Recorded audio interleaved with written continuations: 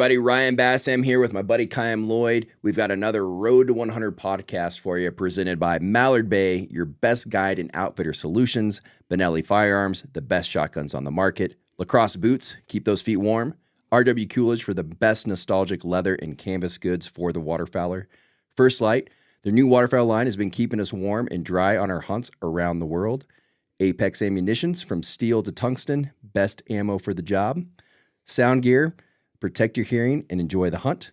Montana Knife Company, you got to eat those birds, guys. And finally, Safari Club International, our favorite conservation organization, protecting hunters' rights around the world. And today we have special guest Keegan Keddell, who joined us to help film in Mexico. Keegan is a photographer in the hunting space, and we'll dive deep in his beginnings in Alaska and get some useful tips on how to become a content creator yourself. So stay tuned for this episode of the Road to 100 podcast. In the heart of every waterfowl hunter, there's a memory where it all began. For us, the waterfowl life started in the southern United States in the flooded timbers and expansive marshland. But as our journey unfolded, the quest for waterfowl led us beyond our home. The passion eventually takes us to different flyways, different countries, and beyond. We discovered that the culture of waterfowl transcends borders. And so, a daring dream took root, a dream to hunt 100 different species of waterfowl across the globe. We wanted to share the story of adventure and encounters with fellow hunters, each sharing the same passion as us. The landscapes will change, the species will vary, but the passion remains the same. One dream, a long road, 100 species. This is the Road to 100.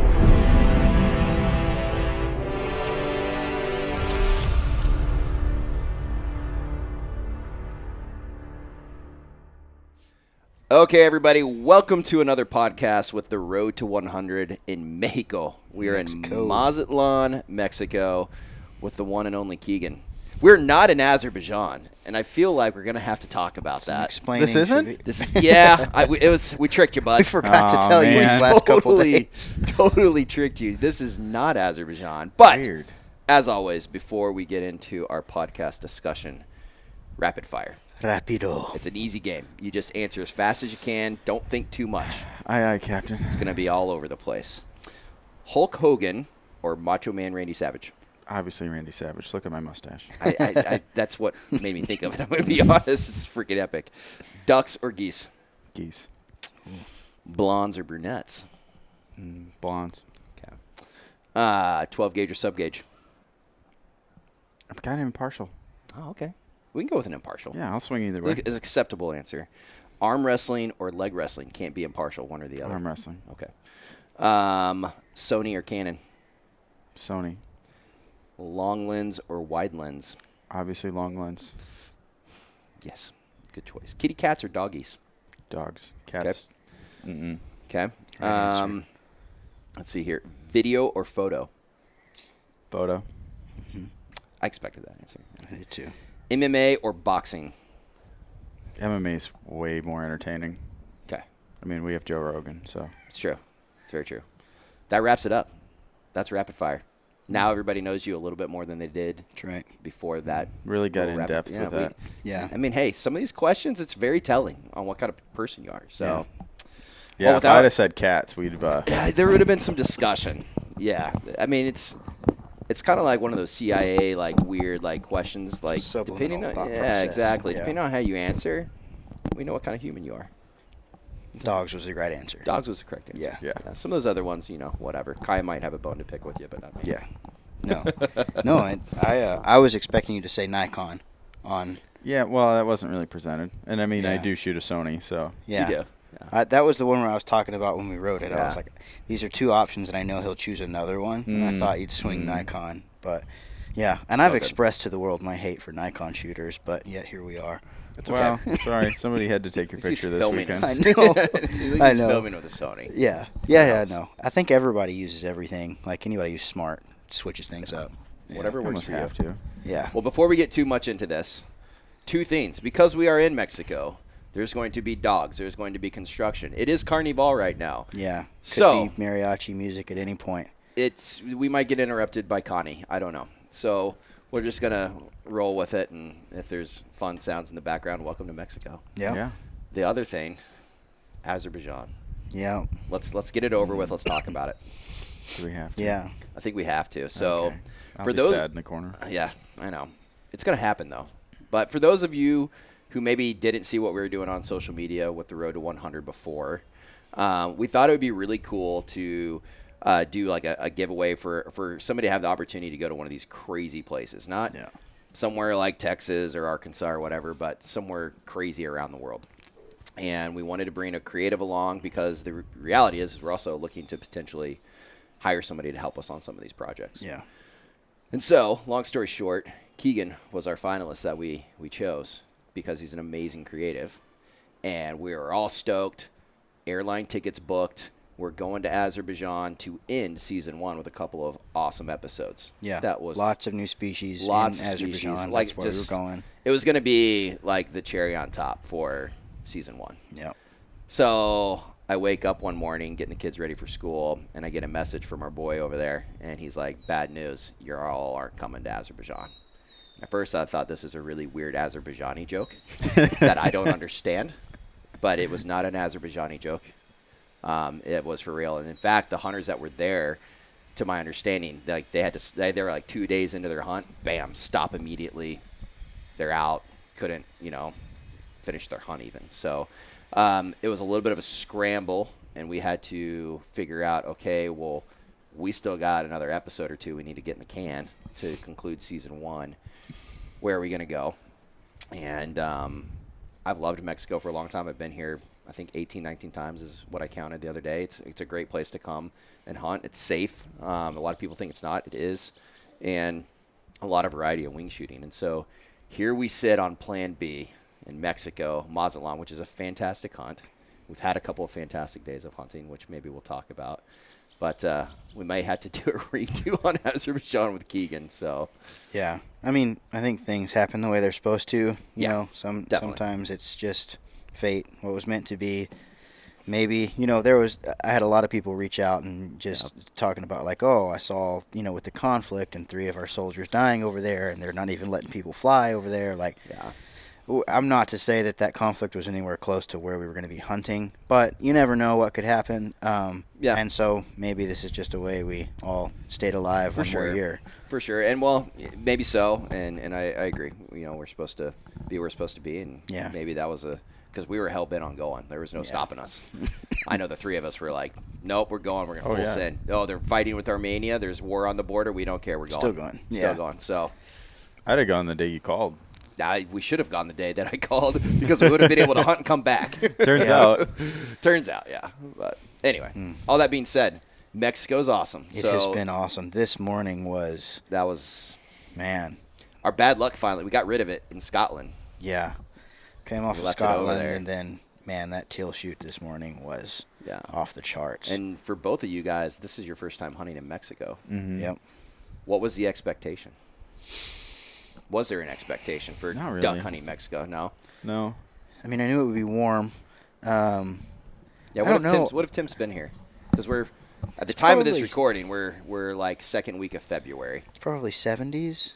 Yeah, mid 50s to low 70s is when the Yeah. forecast is set every day. Yeah. That feels about right. We've had nice cloud cover, but it's That's been key. Yeah, it's been a little bit warmer when the clouds disperse, but I don't know quite what I expected. It wasn't that this morning in a good way. Dude, that was awesome. That was awesome. Best teal hunt of my life. It gives off and I haven't bird hunted in Africa, but other Africa hunting that we've done, I just get like this African vibe, like a little bit, like it's like mini Africa, just like bit.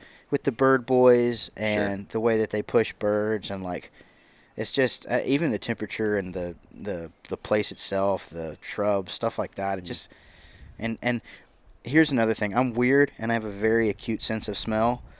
And I don't even have my full smell because I've been a little bit sick before this trip, a lot. But I've noticed that the laundry smells the same. They must use the same chemicals. Like I pass a lot of like people and things, and like the wash and stuff. Like there's a lot of familiar smells, and I can't identify the other ones, but the one I have is like the laundry detergent. Yeah. Like it's I something actually the same. noticed that too. And there's a few other things that I've noticed, just like the street smells, like even though vastly different people, vastly different foods, it sort of smells the same. And that's like, to me, my most, like, my memory striking thing is always smell. So that may be the only reason, but reminds me of Africa in like 3 or 4 different smell ways. No, you say that. No, I totally agree. And, it's obviously, economically, and when you look around, like it's not quite like home, but it's still a great place with great people, but it's different. Yeah. Life moves at a little bit different pace here, and they enjoy things a little bit differently than we do. So what about you, Keegan? What do you think, man? How's it been? I mean, it's been awesome. Absolute chaos behind the camera, but that's kind of what we signed up for. We keep hinting at this amazing hunt we had this morning. So I want to hear it from your perspective, man. Like, give us the rundown from Keegan's perspective, and then we got to do some background on who you are and everything. But like, before we jump into that, like, what was your play-by-play memories of this morning's hunt? I mean, thankfully we can put it all in replay because it was kind of a blur. That was hectic. And mainly just because it's so, like, looking into the sun and then spinning around and looking into the clouds, obviously in camera is very different. So I'm jamming settings as I'm trying to spin around, watch where you guys are shooting, watch where birds are coming in, grab focus, make sure that I'm on the right bird. So I can't, like, a lot of it is me swinging with the bird, looking at you guys, checking settings, okay, still recording, good, thank goodness. And then, like, it happened. Bird would fall, then spin, bird would fall. And then have to totally switch directions. Duck under somebody, go around, like, you're just... Yeah. I mean, it was crazy. It was chaos. And if... if it turns out half as good as I feel like it did in camera... Yeah. I mean... Yeah. Epic. It's just gonna scrolling be through wild. some footage that you just dumped over there. There's some really good. Oh, did you get a chance to look up through close?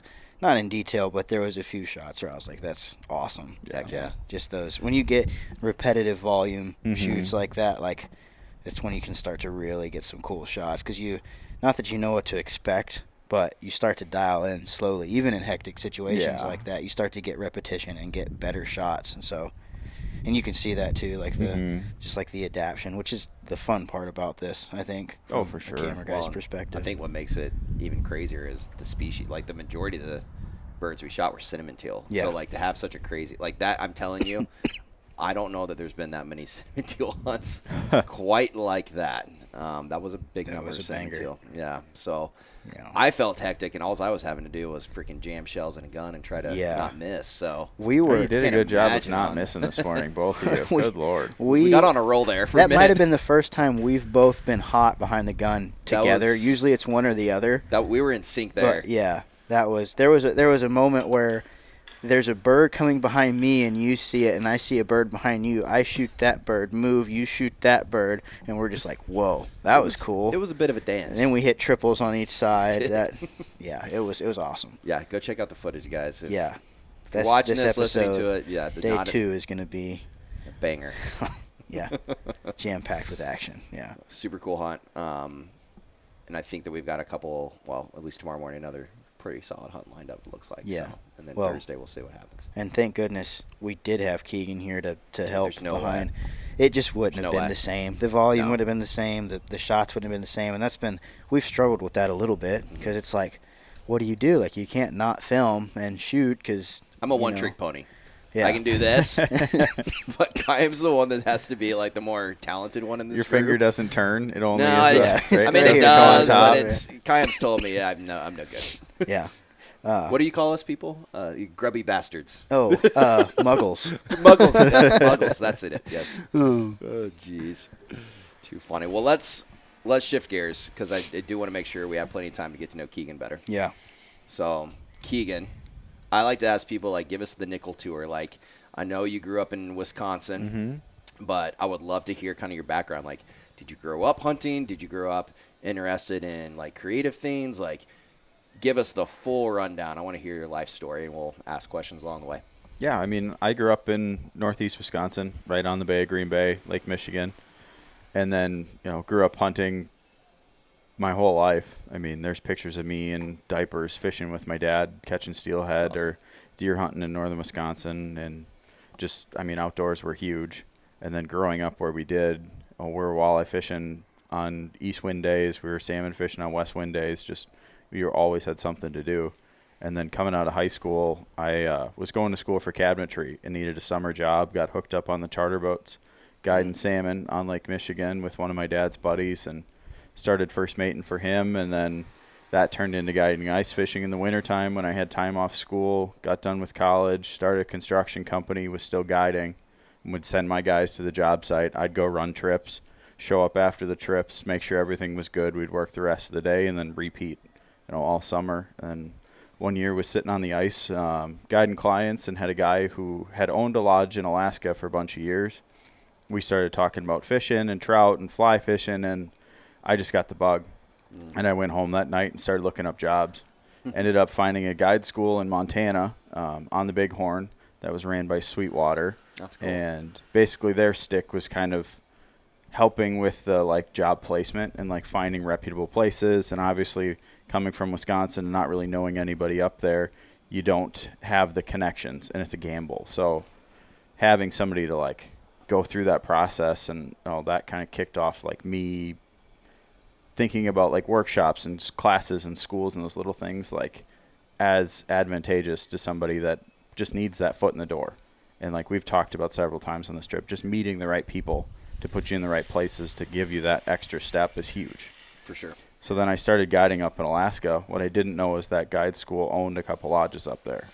So they brought me into their own program. I was up there for a couple years, and then just started thinking about picking up a camera just to tell what was happening there. I can tell you stories about a brown bear at 15 yards, but I can show you a picture and you get it. Yeah. You don't get the story. You can't see everything that's happening in their face, the look in their eyes, all of that. So by picking up the camera, I started being able to tell that story, and I just fell in love with taking pictures. Yeah. And then it became everything I wanted to do. What was the first camera you were using? I had a Nikon D3500, just a kit from Best Buy. Yeah. I had been looking for months and months, and I finally went to the store with my buddy Casey, and I was like, do not let me leave this building without a camera in my hands.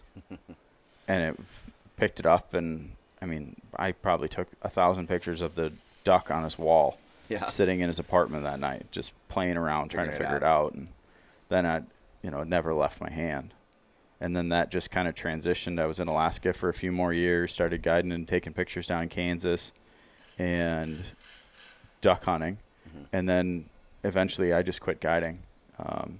Went to work for a production company and was there for just shy of a year, and super thankful. Got to go experience a ton, get thrown into the mix of this is how we do it. Yes. Well, so which clients were you assigned to working with that production company? Who all did you get to film with? We did some stuff for Bergara, and then some other clients Knock On. I filmed some stuff with him, and then ended up getting hooked up with Lee and Tiff. And I spent 90-some days with Lee and Tiff that first year. Yeah. Which, obviously is awesome. From Iowa deer hunting, we did some Western stuff. And I had filmed my first elk kills that year, first antelope, first mule deer. That's cool. Got thrown into all of it in some of the best places in the country. Sure. And then ended up, once duck season kicked around after that first year, left that production company to go back out on my own. I wanted to travel more and kind of have more flexibility to just run and gun like I wanted to and be able to do stuff like this. And then, it's been a ride. Another year or so on my own, just traveling. And I think I've been on the road for probably 4 years now. Yeah. All in all. Good for you, man. I love it. It's kind of similar to your journey, Kyle. Very similar. Yeah. Get that adventure bug and just go, go, go. Yeah. Yeah, I don't want to really stop. It's addicting. So, yeah. So, I was just gonna say it's curious, the common theme, and not even just with photographers or filmmakers or anything, just that common thread of meeting the right people, being at the right place at the right time. And I guess that's a culmination of acting on your desires. You think about it enough, you start moving towards it, going to that school. It's not just you say that and people automatically think, oh, well, freaking happenstance, I wish that happened to me. Well, it's circumstance that you put yourself in because you're trying to get somewhere, and then the cards fall where they go. But if you're, sitting behind your Xbox, like, you're not gonna, Yeah. It's not gonna get you you're not gonna wanna meet be. somebody that's gonna take you on an elk hunt. No, you make a good point. Like, a lot of it is circumstance, but you have to identify the opportunities along the way. Yeah. And be willing to just be like, yes, I'm gonna give it a go. Yeah. Like, The yes is the important part to the that. yes is the important part, because if you sit there and hem-haw and maybe next time, maybe there's not gonna be a next time. So, each opportunity you get could be that golden moment that gets you to where you want to be later on in life. You kind of have to just, not overthink it and go with it, And even if it doesn't work out, you've got that learning experience. You've got that opportunity that's now putting you in position to work with the next person that's Sure. going to give you the opportunity, or you'll meet somebody along the way of something that might not have been exactly what you thought it was going to be, but it'll give you the chance to get where you want to go. Definitely. Well, I'm sure you've had quite a few learnings even in your 4 years. I mean, what are some of the most important things you've taken away or learned from what to do or what not to do so far in your journey? Maybe a tough question, but Yeah, I mean, it is a tough question because there's a lot of I got fortunate and I spent every day since I picked up a camera behind the camera. So my journey has been slammed into, is it 1,400 days or whatever it turns into of just every single day you're running. I mean, from learning how to edit to learning how to shoot, and then going from photography into videography, and then learning how to edit that. And then you're completely like, oh my God, what do I do? This is another language. And then all of a sudden you start to go into learning how to do business and talk to clients and walk the language or walk the talk. You know what I'm getting at. Talk the talk, walk the walk. Yep. And just how to evolve yourself, your business, and then stay where you're not undermining an industry. Can't just walk into a situation and go, yeah, I'll do it for gas money for the season. Yeah. Because there's other people who have made their living doing this that now a company's going to go with you because it costs them nothing. And their end goal is not how great the content is. They just need content. Yep. So instead of paying somebody that's worked for years to get that relationship, they'll just slide in. And trying to find that balance as somebody coming into it is definitely a challenge. I think we can have a really interesting conversation off of the comments you just made, because I have a different perspective than you two guys do, and we're all going to align and agree. I feel confident in that based on conversations we've had this trip. But it's there is this weird thing within our industry, and I'm sure other industries where people have the opportunity to do creative work. But I'm interested to hear you guys discuss what is that transition like. I hope there's a lot of young guys listening that are like, man, I wish I could do what Keegan and Kyle do. How do I do that? What is that journey? What does that path look like? And I know that it's different for everybody, but at what point do you start to say, okay, I've taken some flyers here, I've done my pro bono work, it's time to transition. I got to start making some money if I'm going to truly make a living at doing this, or I'm going to end up flipping burgers at McDonald's. What is that like? When do you know it's time to start to crawl out of that? Okay, I'm not doing this for free anymore. My time is valuable. I need to be paid for my time. And how do you have those conversations with prospective clients, whether it be individuals or brands? Yeah, I mean, I'm sure it was very similar to you getting into everything, but I wanted nothing more than to film outdoors. Coming from guiding specifically, that was all I did. That was all I knew. And I was fortunate because I dealt with clients all the time. So how you act and talk around people that, not that we're serving them, but you kind of are. And it translates very well into filming people, especially going into a situation where you don't know them. But I jumped into it as okay, I need to at least make this much money in the several months that I'm going to do this for it to pay off. How do I do that? And that's how I started guiding and taking pictures, where I got paid $100 a day to be a helper and to guide and then to take pictures. And then I would ask if the clients wanted pictures of their dog, then I would offer them, whatever it was, whatever I thought that the pictures were worth. Sometimes it was $50, sometimes it was $200 for their trip. just depending on what I got of each individual's dog or the group or whatever. And that allowed the outfitter to not have to afford a full-time camera guy. It allowed me an opportunity to build a portfolio, get the experience, and then just be in the field. I mean, spend a 90-day duck season in the field. You all of a sudden can take an awful lot of pictures. And, I mean, the experience that you gain from that super quickly. So, like, the balance of figuring out how it works for the client and how it worked for me was really what was super important at that point in my career, and allowed me to approach bigger brands where I needed to ask for money, and I could go, this is what I've done. This is my work. This is my portfolio. And nowadays it's look at my Instagram. Yeah. But you all of a sudden can go, here, I did this. If we need to try something, we can try something, but this is kind of the limit. Mm-hmm. Like, I'm not doing this for free because I just want your things. I'm doing this for free because you're a brand that I believe in. You're people that I want to work with, and oftentimes it's a marketing manager. Sure. That is somebody you meet at a trade show or whatever, and you're like, hey, man, I really like you. I want to work with you. Let's prove it to the people who actually sign the paychecks that I'm worth your guys' time. And then dabble here and there, and you win some and you'll lose some.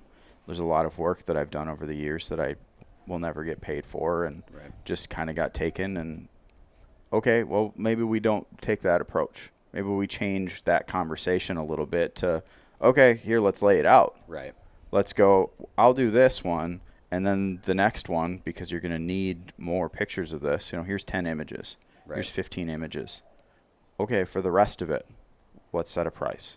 And let's figure out what that's worth, which finding that price is sometimes a battle. Sure. And what it's worth, and that seems to be a hush-hush part of the industry, at least, pricing. But I think it's pretty individual, like depending on the scope of the project. And we can talk about what it's like to be on a monthly retainer versus project-based, et cetera, because that's all quite a bit different. But what are your experiences? Well, for me, getting started a little bit different than that. I wasn't so much I was trying to use my skills in film that I already had to get into the outdoors versus already being in the outdoors and adapting skills to that, that's a very unique perspective and super cool. You kind of it was almost like lateral move in a lot of ways for you. Yeah, I was doing a lot of set work, commercial work, narrative film sets, stuff like that, where, your typical, there's like 10 other people on the set working, and I was usually like DP, director of photography, or sometimes just like overall director, but I'd still want to be behind the camera because I just want to be behind the camera. So I'd kind of manage both. But there's a lot of people running around, but at the end of the day, like, to really make money, you got to know how to do all of the things so that you can monitor the people and make sure, because you're always going through. It's just like any other industry. Like, you're hiring people are leaving, people are getting sick, so you have to hire somebody. And like, if your sound guy's new, you got to kind of know the sound equipment enough to like kind of look, like, what you rolling with there, bud, like, and just make sure that he's on par. Same with like gaffers and lighting and everything else. But I went from that world and filming weddings, which was it's a really good way to make money, but a really good way for creative. I feel like if that's your thing, it's really good for you. For me, it's not. It if wasn't you're passionate about doing weddings, great. That's awesome. Yeah. For me, I hated Chris Stapleton. At the end lots of it, lots of Chris Stapleton songs. It was like everybody wanted the Chris Stapleton Tennessee Whiskey song in their video, and like okay, that's what you want, and then they play it the whole time at the wedding, and I just remember at that point in time I was so sick, Chris Stapleton. But and I went from that, and just I kind of set a goal in my mind, and I said Alaska, Idaho, Montana, or bust. And so I started applying to places, and I had no connections, anybody to help me out. I'd never done anything. Like zero connections. I'd fly fished in Idaho, Wyoming, Montana, just gone up and just backpacked around for, a month at a time and bummed it out up there with a buddy. But I had no connections. And so I ended up, there was a weird, with COVID happening, that was right when I started really applying and trying to look for things. And there was a State Department that needed a filmmaker for their research team, and I was like, man, this is like on the Arctic, like we're going into the Arctic Circle, like it was super cool. And I was like, rad. I was the finalist with another guy who was local, and then neither of us ended up getting the job because they just had to close down that division. And I have since learned that most of the time local people will get the job. And that's what happened multiple times. Like, you're not already here. And that's because most people will say, I'm down, I'm going to be there tomorrow. And they don't show up. That's 90% of people. And I didn't even have that perspective because, you know, I would have been there the next day. Like, you got it. Come up here. We need you tomorrow. I've been like, okay, I'll throw my stuff in the truck. And I might be late because it's a 24-hour drive, but I'll be there. But ended up going up to Montana and doing a job that's not really in the industry. I was, you know, filmmaking for doing video and content creation for an app that never launched, so no one got to see anything that I was doing for really. like a year. Yeah, so Years worth of work. I was there just kind of turning my wheels, and had the app launched and everything went successful, like that's a big payoff, right? Like like, oh, who did that content? Who did this? Like whatever. And so I mean, there were entire like long form film hunts that just never saw the light of day, so no one could see what I was doing. And I also don't go to trade shows. Yeah. I don't talk to I'm a very unsociable person you're most not, of the time. You're not networking. I don't network. I'll sit there and become friends and talk to somebody in a natural basis, but I just don't go out of my way. I'm a very hermit type of person, and I'm not comfortable doing it, and I always feel like I'm pressing that boundary of I'm whining and asking for stuff, and it's not the way it is. And I've learned a little bit more to talk to people like when the opportunity presents itself. But even still, like, people hit me on the head. They're like, "Dude, just go." I'm like, "No, thanks. I don't really want to. I'm good. I'm doing what I want to do, and like whatever's gonna happen is gonna happen." And that's been kind of my mindset. And even my dad, he was always like, "Man, you've got to just go talk to people. Like, you've got to put yourself out there and do it." And I do to an extent, but I don't go and market myself really. I eventually, like, word of my work spreads, or someone sees something and reaches out, and that's awesome, and that's easy. And then I stick with the people that I know and kind of branch out from there. So I didn't really approach any brands. Like, stuff just kind of naturally happened. And then I found a sweet spot to where, and then you start to learn everything's kind of interconnected, and you are networking without networking. And so now it's kind of the same thing. Like, you end up talking to people regardless. I just missed the step of, like, you know, going out and really, like, banging down doors and trying to do it. I just never really had that chance. But yeah, it's a fine line. I never really, like, I was kind of constantly employed in the industry in one way or another, not necessarily the outdoor industry, but the filmmaking industry. Like, I mean, in college, one of my professors, when I was a freshman, offered me a job on set as assistant camera, which is a big leap for someone that should be doing just fetching coffee. Yeah, no kidding. Yeah. But he had seen my first short film, and I had been filming weddings, which, you know, I say I don't like filming weddings, but they gave me a lot of technical ability to edit and tell a story out of something that's the same thing every time. And it's, I'm sure photographers say the same thing. If you don't got anything else to do and you're not in an area that's cool and there's not other things to do and you need to make money in your craft, like weddings, that's why it's so popular. That's why people start there. Sure. But yeah, going from weddings to kind of set life, commercial life, up and working, it wasn't really anything cool for a while. I just kind of had to wait, and then I just got miserable doing that and ended up here. But that was making those steps like we were talking about earlier. Like, wouldn't have got a job in Bozeman had I not moved to Bozeman. Like, you got to be there, you got to put in the work and do the things. But yeah, it's funny how everyone's story is kind of similar. Like, a little bit different but similar. A little different but similar. Yeah. I think it's interesting. Like with Keegan, you know, like, you didn't go to film school, like you University YouTube. Yeah, exactly. And if I know what the answer is going to be, so I'm going to go ahead and ask it. Would you recommend for any aspiring photographers or videographers that think they might want to enter this, you know, line of work? Would you recommend that they go to film school? Photographers, probably not. Filmmakers, I will say college for any kind of creative outlet is all about networking, which I didn't know before. It's basically like going to film festivals. When your film premieres, people will come up to you and talk to you and like give you proposals to be their DP or like whatever.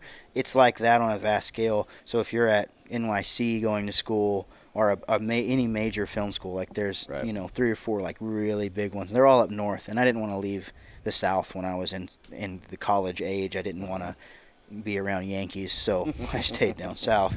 Had I known that, like it's all about networking in the filmmaking industry, and that industry now is very, we'll just say California, Yeah. not something I wanted to be a part of, which is why I kind of branched and left and went to Bozeman. But should you go to like NYC, I'll put it like this: like most of my classmates ended up working outside of the industry, like doing nothing to do with film. Really? So if I call my college graduate classmates, like I could maybe get a job at a restaurant or, whatever. But if I went to NYC and Spike Lee was there and, the next Scorsese, which is statistically bound to happen, like you'll get 2 or 3 every graduate year that go on to become big directors. Yeah. You call them and be like, remember that time? Can I please come bring coffee to your set? And you're in. And that's kind of just like anything else, the connections make it.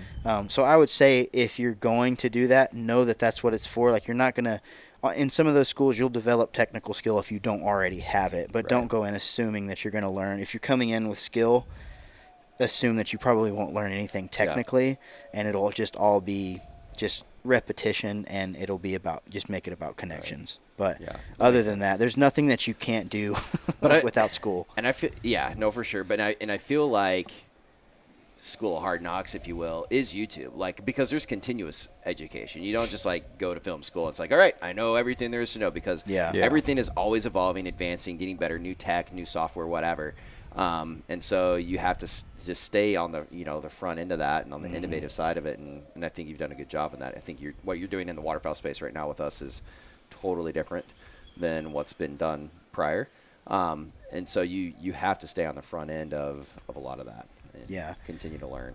And I think for me, I'd be interested to hear your thoughts on like how you draw inspiration. But for me, I don't consume a lot of our own industry's content. I try to stay out of it. Like I'll watch some stuff that from friends and stuff, and I'll see reels, obviously, like on Instagram, and be like, "Ooh, that's cool." Like, but I feel like I don't watch a lot of long form content on purpose because I don't want to get sucked into doing things the way other people are doing it in the industry. I'd rather start trying to do my own thing, and like it's a continual battle to find your voice, like through creativity. And so I'm curious to hear, like, where do you kind of draw your inspiration when you're making stuff, especially like film and photography? Like, is it mainly in the outdoor industry, or are you looking in outside venues for that? I know, especially when I was developing my style of photography, and my style of filming came just from how I shot pictures. It was all like watching the sports industry, like skateboarding, surfing, snowboarding, like all of the like action sports. They're doing just crazy things, and the camera guys and gals are just doing epic things to get a picture. And you're like, you just parasailed and you're over the top of an island, and that's the picture that you're getting of the other person, like things like that. And you're just like, okay. And they're just figuring out how they were just doing something, and then they weren't just like, okay, we want to set up this shot and it's picture perfect and it's framed great.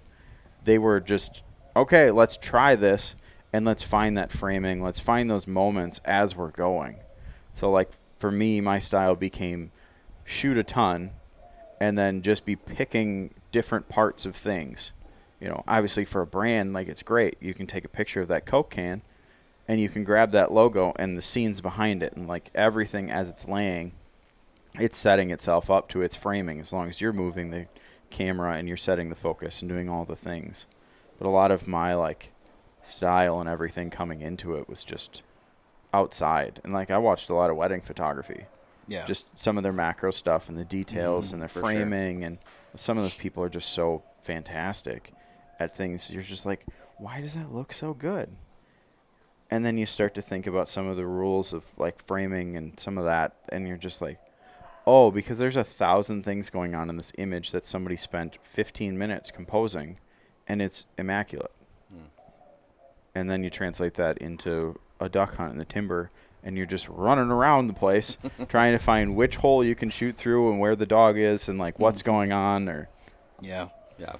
That's one thing I feel like a lot of people starting out don't quite get, like that, like because you got the shot doesn't mean that you're done.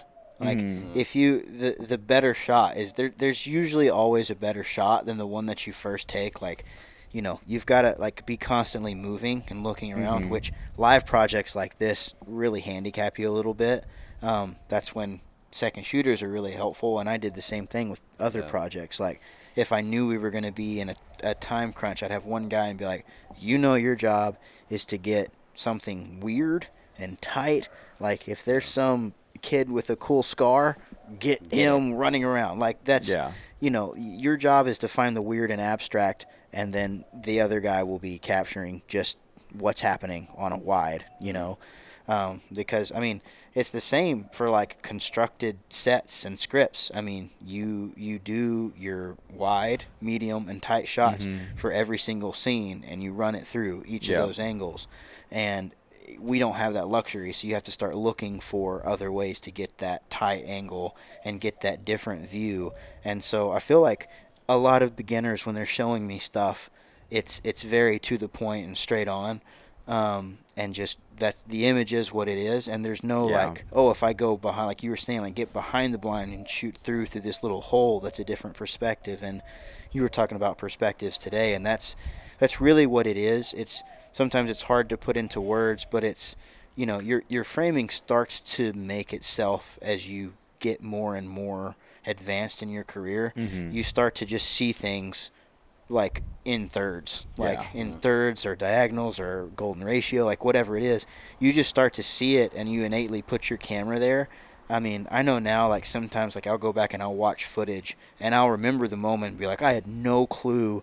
Like there's an elk screaming and I'm shaking and tweaking out, and it's like on a third, you know, like it's just, it starts to become that force of habit. And then if you can control yourself enough to look for those creative situations to where you can put something in the foreground or background or just make it a little bit better, your project's always going to look a little bit better too, because of that. So yeah, I liked your talk today because Roberto was asking you, like, why are you always getting on the ground, rolling around in the dirt? Yeah, and I'm almost always laying in the dirt taking pictures. There's just a lot of photographers. I mean, like, to get, well, walk us through it. Like, why do you do that? I'll re-ask Roberto's question. Keegan, why are you always rolling around on the ground with your camera? Why do you do this? It did crack me up that he asked me that. It's, for me, it's just changing perspective. So, like, the average human is, you know, say 5'8" to 5'10". So we all see everything through that. And if you get above that, that's why drone shots are so interesting.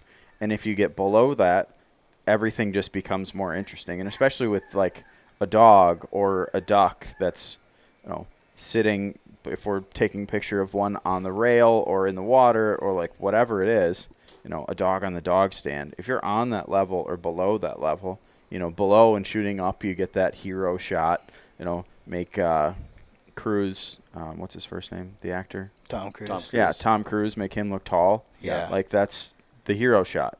And everybody sees that and like, oh, and that's where like framing kind of plays into that. Centered seems a lot more like attention, and their personality kind of changes based on that. But like just changing that perspective makes things more just inherently more interesting. Yeah, no, definitely. I think it's a great answer. Yeah.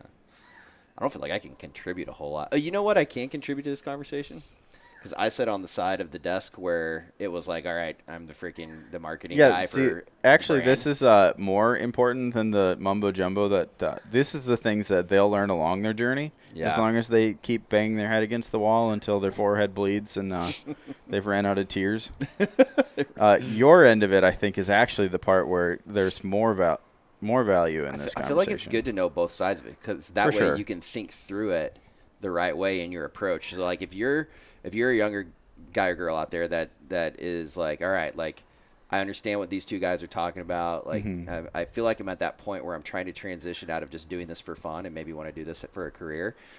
I think the biggest unknown, like you can sit there and watch YouTube all you want to learn equipment and editing and et cetera, but how to talk to a brand.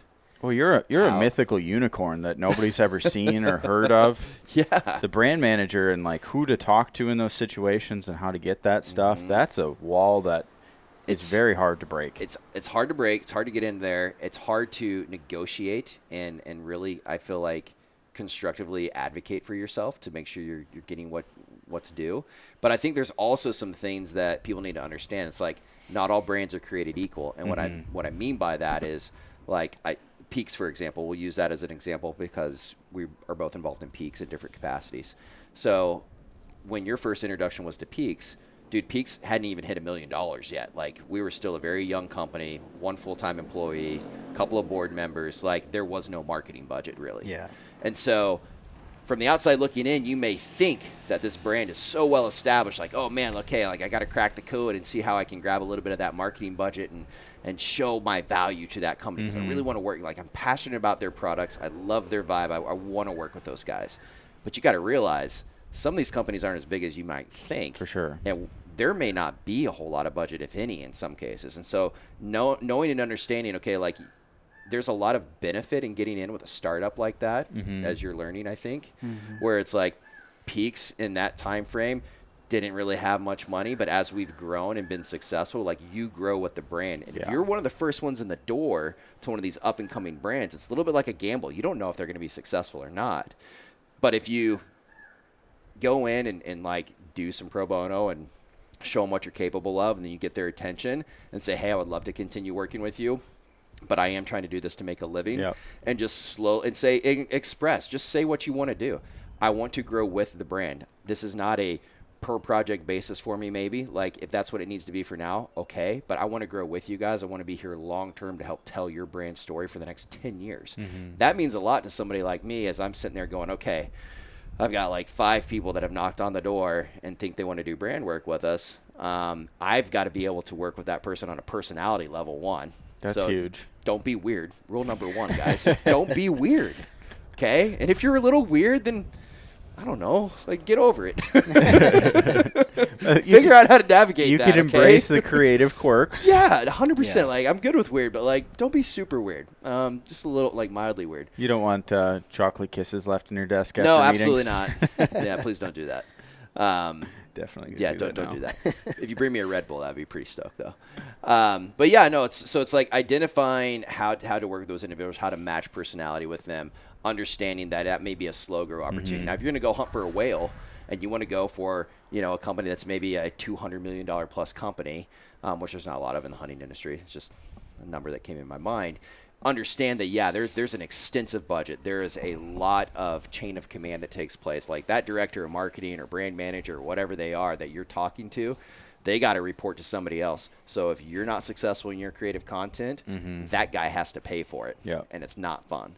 And so he's managing a budget. He's managing different projects. It's multiple like marketing campaigns, and there's a lot of thought that gets put into that. So a lot of guys, for lack of better words, get butthurt over like, well, why didn't I get that? Well, it's when you've got a massive company that has multiple projects going on, you should probably expect they're going to have a lot of different creatives working on different projects at that time.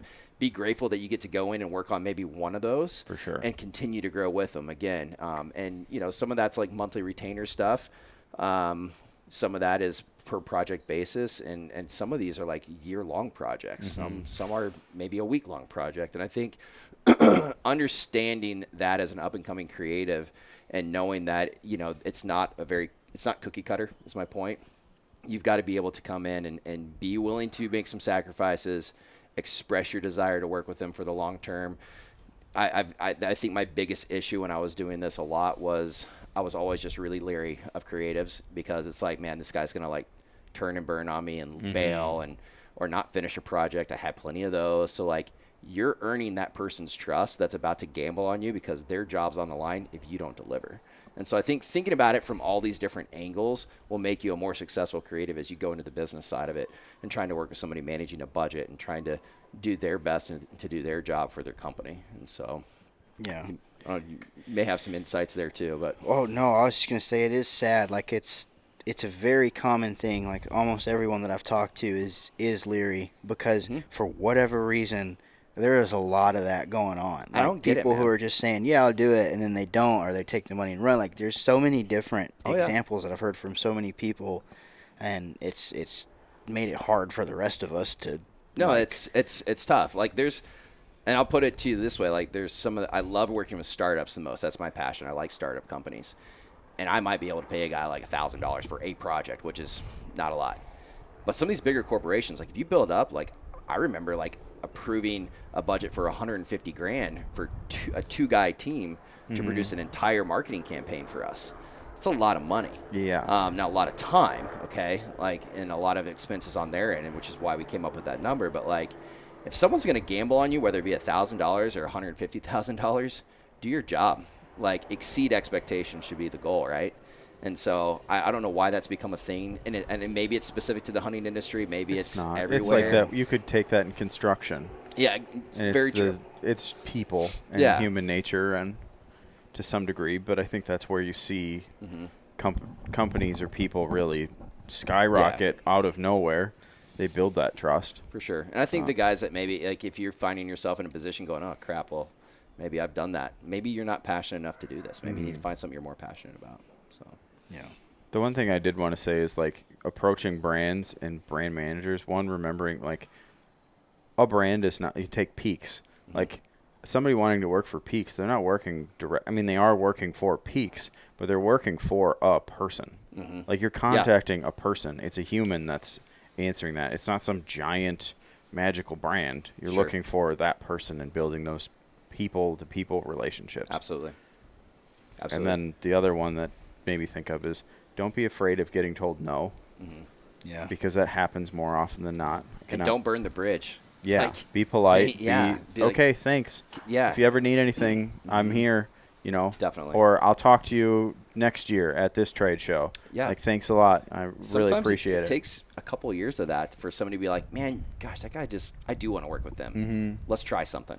Most of my favorite clients are brands that I work with or people that I work with or people that I met, you know, a few years ago. Totally. And then you just follow up and you get to know that person and then you just build a relationship.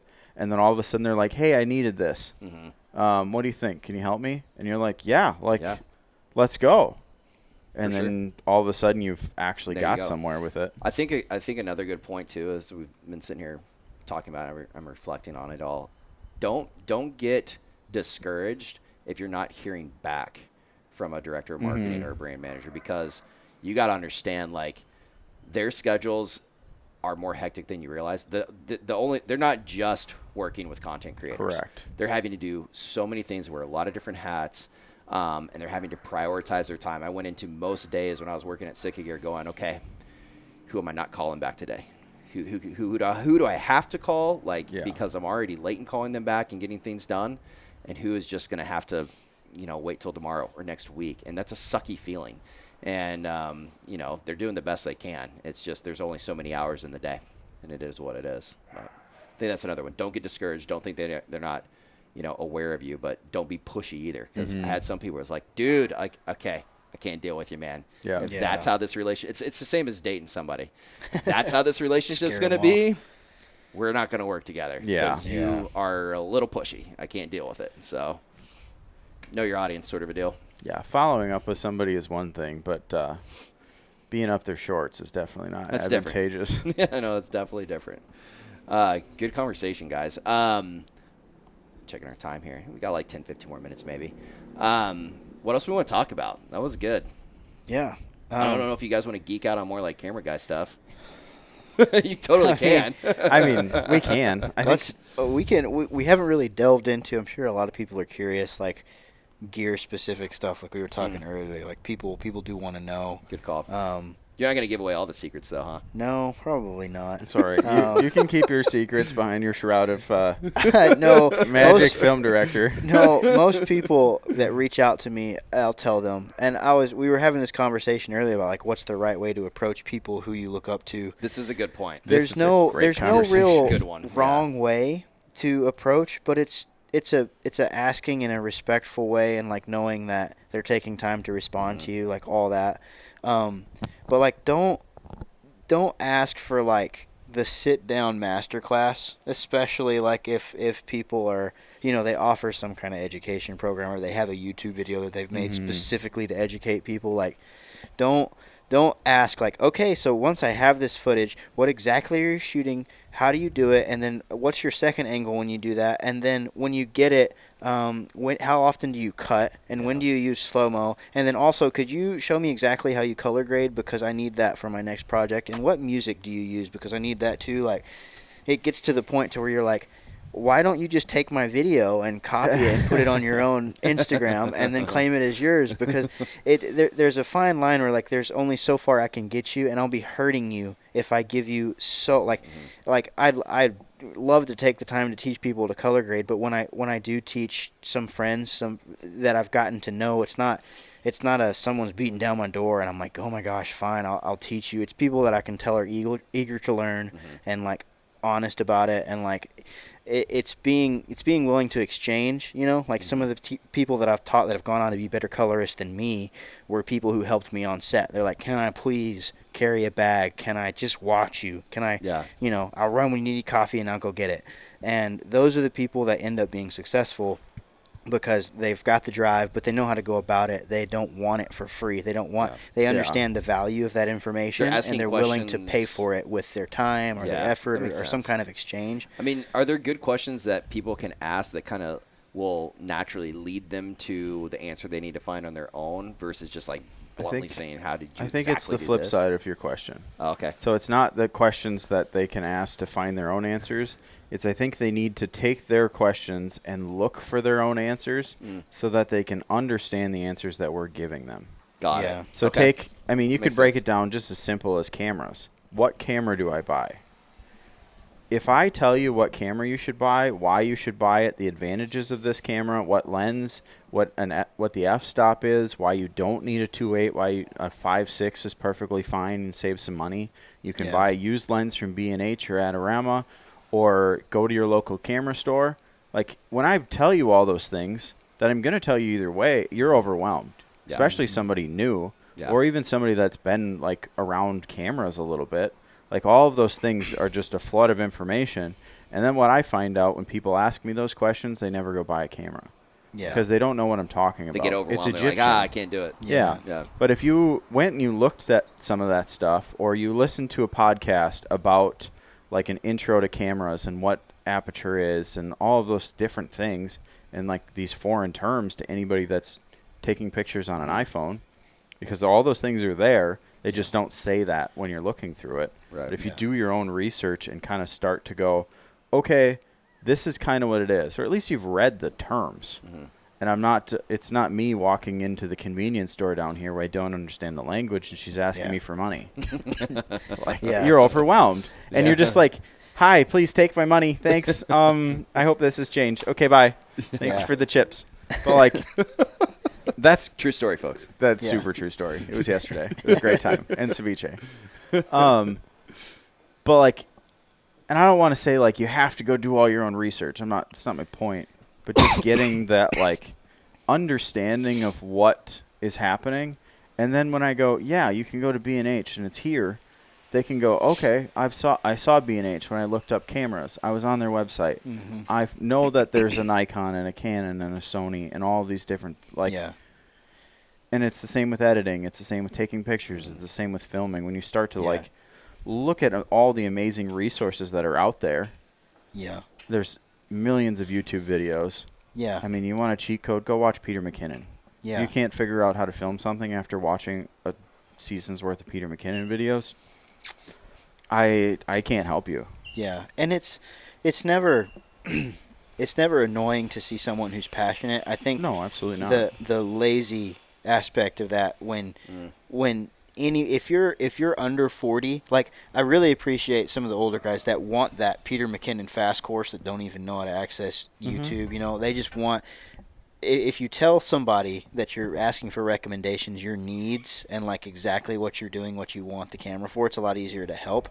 But I think there's an age barrier where some older people, it's just harder to research, it's just harder to get on the phone. And I've had a few of those that are like in person, it's a lot better. You're talking to an older guy, and you're like, in person is the greatest. It's way better. Well, you can read each other too. And You can't tell me you're a 20-something-year-old and you can't go DMing me on Instagram. Yeah, and you can't go YouTube the most basic information.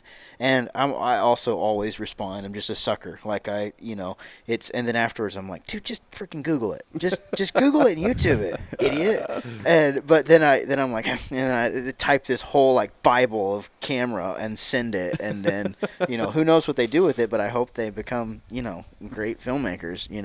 That's the hope. But yeah, I feel like you do have to, where I draw the line with people usually is like anybody who wants to try to sit behind my shoulder and like copy editing and copy color grading, like, and just they want fast shortcuts. That's where I say no. For me personally, I'm like, I spent about 7, 8, 9 years like slowly bringing this to where it is. And there is like dues that you pay, like things that you won't figure out until you do it. And like you said, I can tell you it won't make a difference. Yeah. Like you'll just start doing it without knowing why, and it doesn't help your creativity or your workflow whatsoever. And so I typically, Ryan knows, I don't let people stand behind me when I edit. Like I have co-edited projects. I breathe on his neck sometimes. He does. Oh. It's weird. It makes You're him just work back there. Yeah, it makes him work faster. Oh no, I hate it. Like I actually like can't focus with people in the room. Like I won't do it. Even when I've co-edited projects, like it's very much a, here's the thing that I'm good at. What am I here for? Okay, let me do that, and don't talk to me. And then we can come in and talk about how to collaborate like after that, and then like mix these pieces together. But I just, where I draw the line is editing, like equipment, like all that stuff. Like I'm more than happy to teach you, but like I think some people don't understand that it is like, you're a professional in your industry because you spent years of your life getting there, and that's not, I don't put a cheap price on the years of experience. And at the same time, for brands too, some brands don't appreciate that either, and they like, because I can edit fast doesn't mean that I should be cheaper. And like that's a common misconception, and something that I've struggled with some people that we know. Oh yeah. It's like, hey man, like yes, I can edit this in 2 days. I can turn it around very quick for you. Some people know me as a fast editor, and they're like, oh well, it's easy, so it's easy for you. No, like, that's why it's worth more. That's why, yes. Exactly. Because it can take 6 months for me to turn it around. Yeah. Yeah. And so that's the difference, knowing that. But well, I feel like too, like an analogy here that maybe some people that are listening to this that may not understand all the camera jargon. It's, if you're still with us, all you non-camera folks, I look at it like this. It's like if you did 2 or 3 guided like duck hunts a year, you're never going to be a great duck hunter. Like in the sense of like knowing what's going on and what you're doing or what you should be doing or how to adjust. Like you have to pay those dues as we sit here on a guided hunt. But I think there's a benefit in both of those. Like if you're forced to go in and learn something by trial and error, you're going to have a deeper understanding that's going to make you better at that activity, no matter what it is. And so whether it be duck hunting, videography, photography, doesn't matter. Like go roll up your sleeves and learn. Like just it's my go do takeaway. it. Yeah. Otherwise, I mean, you can get some insights, and that might help you get on a little bit different track and helping your understanding in that path of learning. But like, just go do it. I think that guided thing is the perfect example. I had clients in Alaska that have fished all over the world that could not tie a fly on because they've only ever been on guided fishing trips. Go do it on your own. I mean, I'm not even a fly. I'm not a fly angler, like at all. I don't even know if I just said that right, but I can at least tie a fly on because I've lived in Montana. I had to learn how to do it. So, like, go get in the field and do it. Yeah, you just have to go put it into practice. It's the same. Like with me right now, what I'm like noticing is that I'm around a lot of really, really phenomenal, like best in the world hunters all the time, and I'm soaking in and I'm watching. One, because I have to, because I'm behind the camera, so I'm watching it through the camera and thinking about how to tell the story through this stalk, or whatever it is. And I'm with people that I think are some of the best hunters living, and yet you put me in that situation, I won't make those calls right until I go and I do it myself. And that's like something like since I just moved to the western states, like that's something that I'm doing every year now, like putting things into practice that I've seen. It makes it a lot easier to have that knowledge, but you're still going to have to go do it. A bear's not going to walk. Well, bears do walk into your camp, but you're not going to go stick a big bull elk, yeah, because you watched X amount of videos on YouTube. Yeah, like you've just got to go do it and get lucky and get unlucky and just make it happen. Turns out you learn a lot from falling down. Yep. Yeah, big time. Yep. Big time. Awesome, guys. Well, great conversation. I know we're getting close to the mark here, so. Yeah, I mean, I'd say we'd sit and chat, but we have Carnival to go to. Yes, we do, and that's going to be interesting. There's a parade going on. I'm just hoping. Should you explain what Carnival is to people who aren't so it's like, sitting here? So think so Mardi Gras is going on in New Orleans right now. Carnival is like the same thing, but in all Hispanic cultures across Mexico and South America, and they all celebrate it a little bit differently, but it's basically just like a big 3-4 day party. And so I don't know, I can't tell you exactly what we're celebrating, but we're freaking celebrating, and a lot of people are drinking, not me, and having a good time. We'll make up for you. That's okay. I'm the designated walker around. I got to get us back over here. So and translator. Yeah, it has been really nice to have someone who speaks Spanish. It's been a lot of fun. It would have been a lot different if we were just here trying to Google Translate on our phone. It would have been interesting to watch you guys struggle through it, just getting around town. I can tell you by my recent transactions at the store down the road, it would not have been that interesting. I would have found it funny. Yeah. Oh, people would have laughed. It wouldn't have been interesting. It had just been funny. Oh, I love it. Well, we typically wrap up. So yeah, let's wrap this up because we got to actually grab our stuff and go get some more footage. We'll show everybody what Carnival is all about. Hopefully, yeah. Hopefully we can find it. Hopefully we don't get anything stolen. I think we aren't going to miss it. I don't think we're going to miss it. So we always wrap up with usually 2 questions. I actually have 4 for him. Oh, okay. Okay. So, because it's 2 different perspectives, because we haven't had somebody on that's like you, that's both a hunter and a creative. Yeah. At y'all's level, in my opinion. And so I'm trying to figure out what order. We'll do it as a hunter. So from a hunter's perspective, you don't own a camera, you own a gun, okay? If you could hunt one waterfowl species in the entire world, what is your number 1 bucket list bird? Man. Yeah. Yeah. Instinctually, what's the first thing? Yeah, what popped into your head when I said that? Old squaw. Yeah? Okay. I love it. Yeah, and I mean, part of me also I also love that you called it an old squaw. Yeah. Well, that's what they are. That's what it is. Yes, correct. Go ahead. The Cornell Lab of Ornithology can take it or leave it. Agreed. But no, it's just growing up on Green Bay, we field hunted for geese and then diver hunted, and then we'd field hunt for geese and mallards and we diver hunt, and that was honestly, if old squaw is just more interesting, I would have said a lesser scaup. Yeah. Otherwise, yeah, I love shooting bluebills. Yeah. What about a bird that you haven't shot before? There's one that you haven't shot before out there. I mean, everybody says the harlequin. Yeah. I like it. So here's what's interesting. It's actually been the king eider. That's been the number 1. That's the number 1 answer to that question. But I love the differentiation, and because Harleys are beautiful. They're the wood duck of the sea. They're just gorgeous. I have a soft spot for them because that was my first couple of days in Alaska. Saw our first pair of harlequins going up the river to breed, and then we'd see chicks occasionally on some of the mountain streams, and then cool. It just was, yeah, it's Alaska. Obviously, if talking to me for 3 seconds is all I talk about. It's a special place. All right, so follow up to that. Doesn't have to be Alaska, can be, but you've already been there. So it can't be. I'm changing the rules because you've already been to Alaska. You guided there, you lived there.